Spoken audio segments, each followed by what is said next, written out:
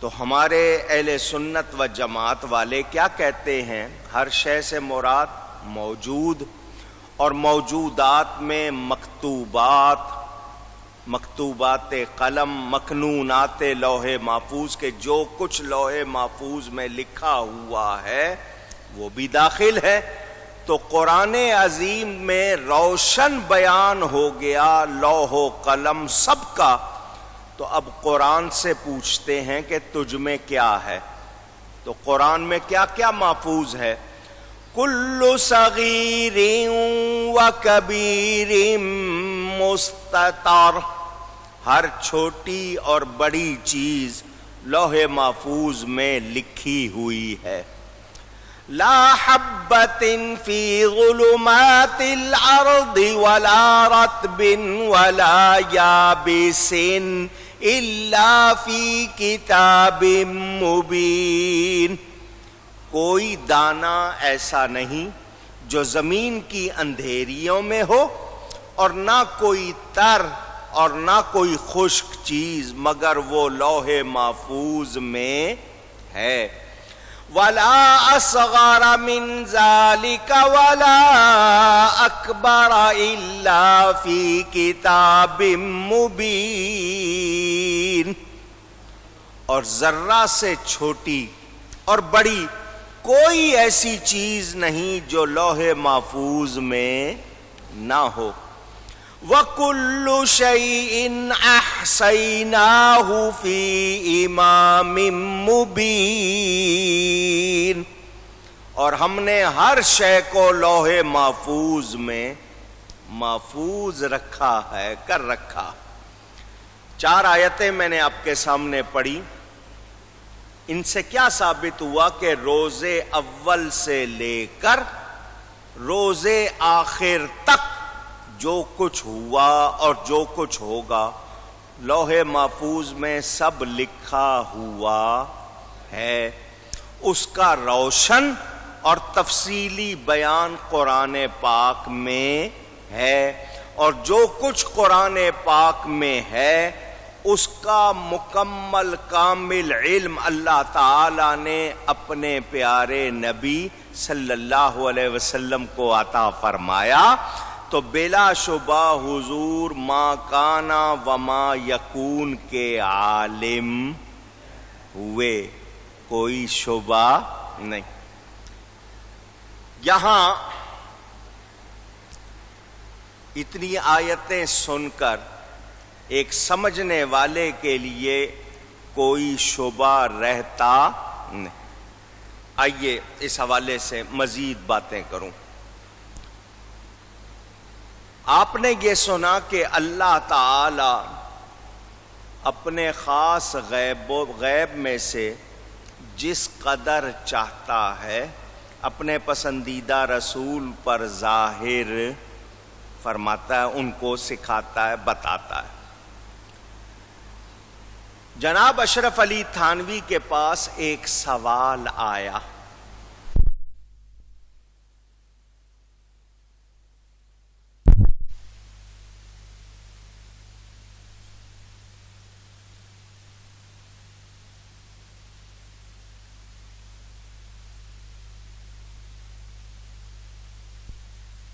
سوال کرنے والے نے سوال میں کہا کہ علم غیب کی 2 قسمیں ہیں۔ بالذات، اس کا معنی یہ کہ خدا کے سوا کوئی غیب جاننے والا نہیں ہو سکتا خود سے، اور بواسطہ اس کے معنی یہ کہ حضور صلی اللہ علیہ وسلم کو علم غیب عطا ہوا۔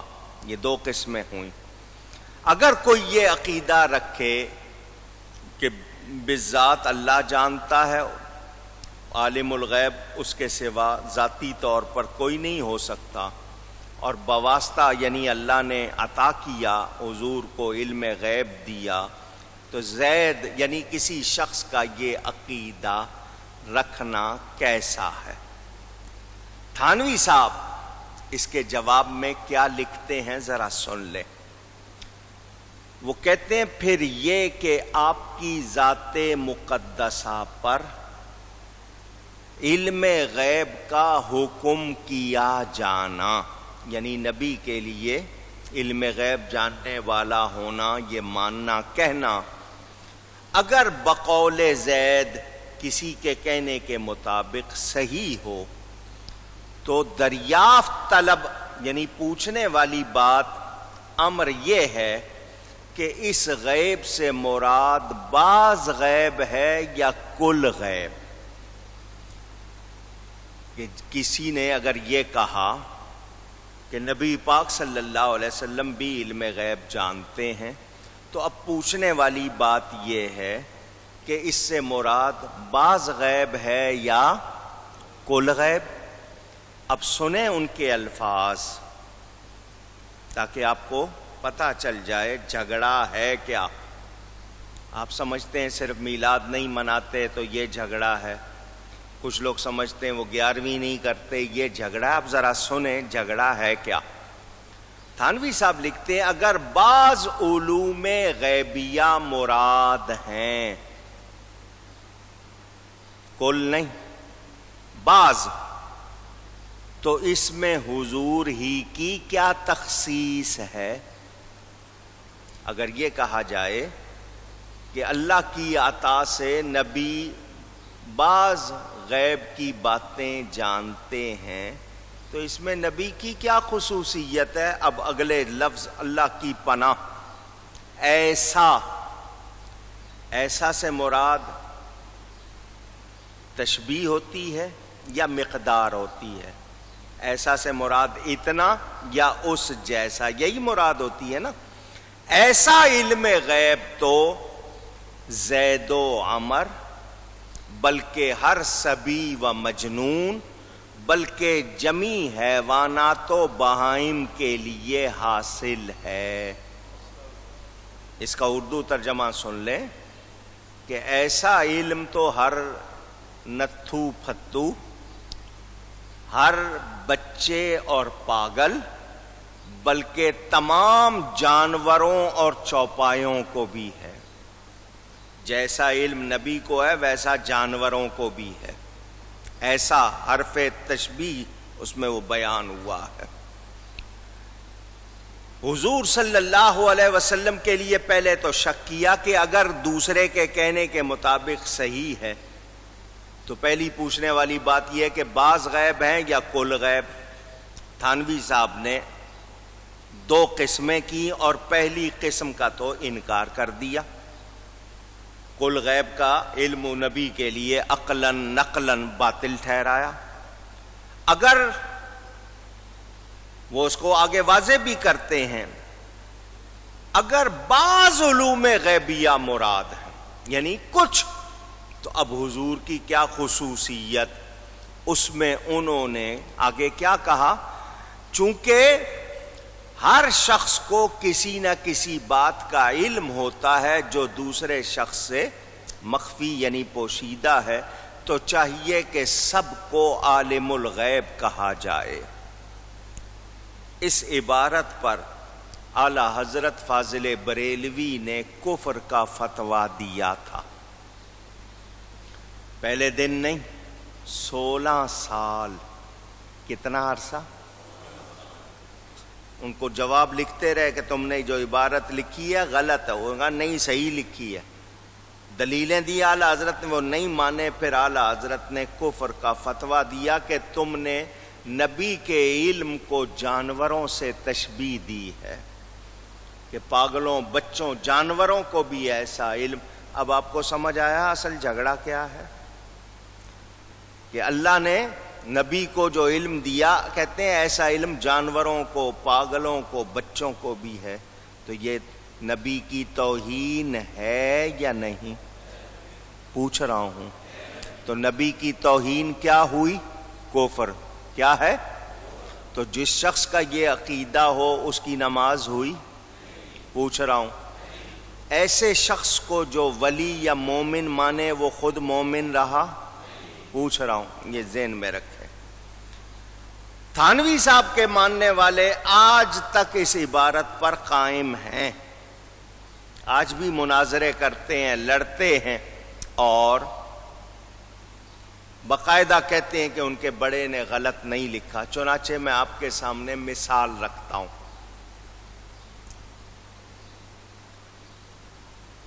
کوئی دیوبندی عالم اگر میں کہوں، بہت بڑا دیوبندی عالم، خود تھانوی صاحب لے لیں، کہ ان کی ذات پر علم کا، غیب کا نہیں، علم کا حکم کیا جانا کسی کے کہنے کے مطابق صحیح ہو تو پوچھنے والی بات یہ ہے کہ اس علم سے مراد کیا ہے؟ کل علم یا بعض علم؟ اگر بعض علوم مراد ہیں تو اس میں اس عالم کی کیا خصوصیت؟ ایسا علم تو ہر گدھے کو، کتے کو، سور کو، الو کو بھی حاصل ہے، کیونکہ ہر ایک کو کسی نہ کسی بات کا علم ہوتا ہے جو دوسرے سے چھپی ہوتی ہے۔ تو اب میں نے جو یہ عبارت بتائی آپ کو، اس میں ان کی توہین ہے یا نہیں؟ پوچھ رہا ہوں۔ ان کی توہین مان لیں، نبی کی توہین نہ مانیں؟ سوچنے والی بات ہے۔ میرے دوستوں اور بزرگوں، یہ لوگ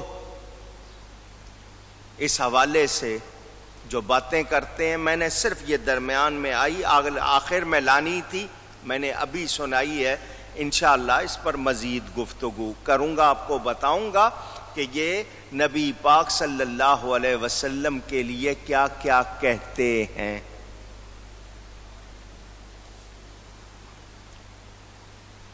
حضور صلی اللہ علیہ وآلہ وسلم اللہ کی عطا سے جو کمال رکھتے ہیں، مومن کو اس میں کوئی شبہ نہیں۔ آئیے ان مخالفت کرنے والوں اور گستاخی کرنے والوں کا ذکر ایک طرف، آئیے میں آپ کے سامنے قرآن سے کچھ اور آیتیں رکھتا ہوں۔ حضرت خضر علیہ السلام، ان کا نام ہے بلیا بن ملکان، ابو العباس ان کی کنیت ہے، خضر، خضر، خضر، جس طرح بھی کہیں صحیح ہے۔ ان کو خضر کیوں کہتے ہیں؟ یہ جہاں بیٹھتے ہیں وہ جگہ ہری ہو جاتی ہے، تازہ سبزہ اگاتا ہے، اس لیے ان کو خضر کہا جاتا ہے۔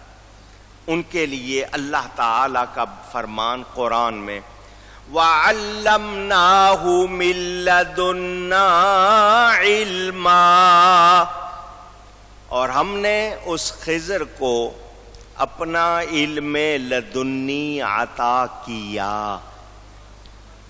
تفسیر ابن جریر میں حضرت عبداللہ ابن عباس، نبی پاک صلی اللہ علیہ وسلم کے چچا زاد بھائی، وہ فرماتے ہیں کان رجلا یعلم الغیب، کہ وہ مرد یعنی خضر علیہ السلام غیب جانتے تھے۔ تفسیر بیضاوی میں ہے وَهُوَ عِلْمُ الْغَيْبِ، وہ علم لدنی جو اللہ نے ان کو سکھایا وہ علم غیب ہے۔ روح البیان میں ہے وہ علم لدنی غیبوں کا علم ہے۔ تفسیر خازن میں ہے وہ علم باطن جو الہام کیا گیا، اور تفسیر مدارک میں یعنی ان کو غیب کی خبریں عطا فرمائی گئیں۔ اس آیت اور تفسیروں سے کیا پتہ چلا کہ حضرت خضر کو بھی علم غیب عطا کیا گیا۔ تو اللہ تعالی حضرت خضر کو عطا فرمائے، وہ مان لیں، اس کے حبیب کا ذکر آئے تو کیوں انکار کرتے ہیں؟ شان کس کی زیادہ ہے؟ نبی پاک صلی اللہ علیہ وسلم کی۔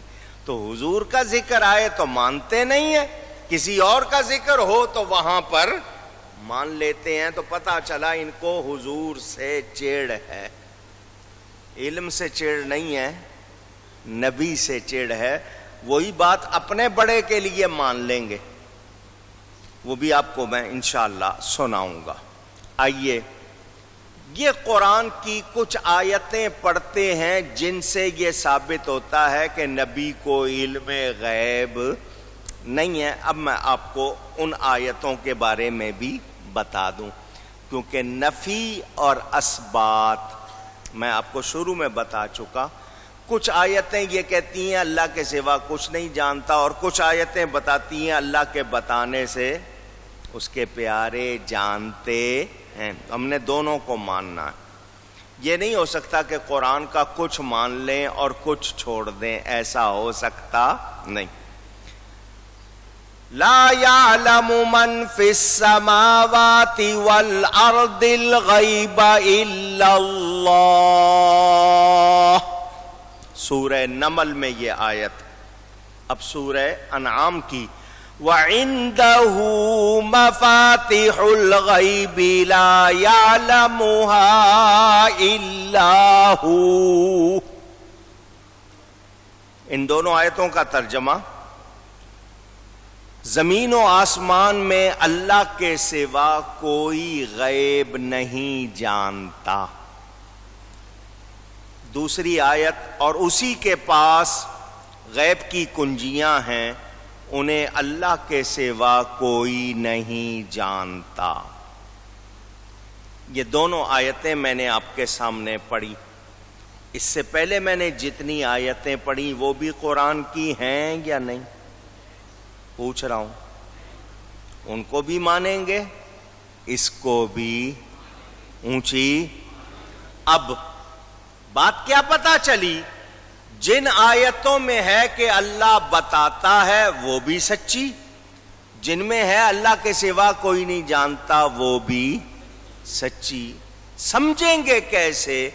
وہی بات جو شروع میں آپ کو بتا چکا کہ ان آیتوں سے مراد ہے کہ اللہ کے سوا خود سے کوئی نہیں جانتا. اللہ کے سوا اونچی گئی ہے، خود سے کوئی نہیں جانتا. جو جانتا ہے اللہ کے بتانے سے جانتا ہے. جن آیتوں میں نفی ہے، یعنی اللہ کے سوا کوئی نہیں جانتا، اس کا مطلب خود سے کوئی نہیں جانتا. اور جن آیتوں میں ہے کہ نبیوں کو بتایا گیا تو اللہ کے بتانے سے نبی جانتے ہیں، خود سے اونچی گئی ہے نہیں جانتے ہیں. اب اس کو آپ نے سن لیا. آئیے اب آپ کے سامنے میں کچھ حدیثیں سناتا ہوں. میں نے یہ حدیثیں پہلے بھی سنائی ہیں، میں دوبارہ سنا رہا ہوں. جنہوں نے نہیں سنی وہ سن لیں. مشکات شریف میں حدیث موجود ہے. نمبر آج کل چونکہ کمپیوٹر بتاتا ہے، پہلے ہم صفحہ نمبر لکھتے تھے، اب نمبر بتا دیتا ہوں. 725 اس حدیث کا نمبر مشکات شریف میں، آپ کمپیوٹر پہ بھی دیکھ سکتے ہیں. حضور صلی اللہ علیہ وسلم فرماتے ہیں، میں نے اپنے رب کو، شان والے رب کو، جل جلالہ، اس کو بڑی اچھی صورت میں دیکھا. اللہ تعالی نے فرمایا قال فیما یختصم الملأ الاعلی. فرشتے کسی بات میں جھگڑ رہے تھے. اللہ نے فرمایا ملائکہ مقربین کس بات میں جھگڑا کرتے ہیں؟ حضور فرماتے ہیں میں نے کہا یا اللہ تو ہی جانتا ہے، میں ان کے جھگڑے سننے نہیں آیا، میں تجھے دیکھنے آیا ہوں. اللہ تعالی نے اپنی رحمت کا بے مثل ہاتھ میرے دونوں کندھوں کے درمیان رکھا. میں نے اس کا اثر ٹھنڈک کی صورت میں اپنی چھاتیوں میں محسوس کیا. پس فعلمت ما فی السماوات وما فی الارض، جو کچھ آسمانوں میں ہے، جو کچھ زمینوں میں ہے، مجھے سب کا علم ہو گیا.